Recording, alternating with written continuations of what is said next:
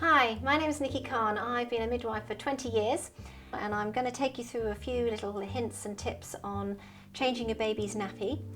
But first of all, I'm going to just give you a few ideas on nappy rash, how to prevent it and the different types of nappy rash.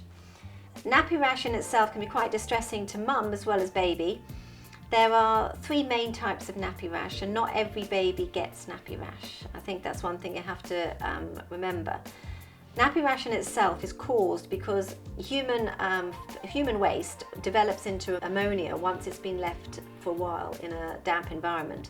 And it's the ammonia itself that will irritate the skin, causing redness, which is the early signs of basic normal nappy rash. Now, once you have seen this, you should act in the way of putting a barrier cream on until this redness has started to subside at each nappy change.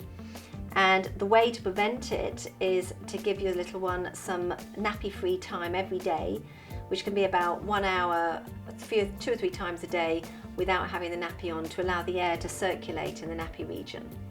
And also try to avoid using baby wipes as they're quite perfumed. Even if they're supposed to be unscented, they can be quite irritating to the skin in the first stages.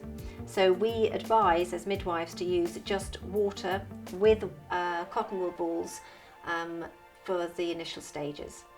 Now, nappy rash in itself can develop into a more nasty version, which is something called a fungal rash. Now, fungus itself develops in damp areas. Obviously, a baby's nappy is a warm, damp area where a fungus is going to grow if it's left alone and the nappies aren't changed quite often. Now, the other type, which is a bit more uncomfortable for your baby, is something called a bacterial nappy rash. Now, this develops from a nappy rash where there's been excoriation in the buttocks or a cut in the skin, which has allowed a bacteria to enter. Now, I advise you changing a nappy before a feed, because if you think about it, they're little versions of us, these people, and you wouldn't sit down to your dinner with pee and poo in your nappy, so why should they? So change their nappy before a feed, and then once they're eating, you will often find that they have another explosion, so you probably have to change the nappy after the feed as well. Do so, even if they're fast asleep and you don't want to disturb them, change the nappy, don't lie them down with a full nappy. Always before bedtime, and if they wake up within a couple of hours after a feed, don't initially put them straight on the breast or give them a bottle feed. Check the nappy first.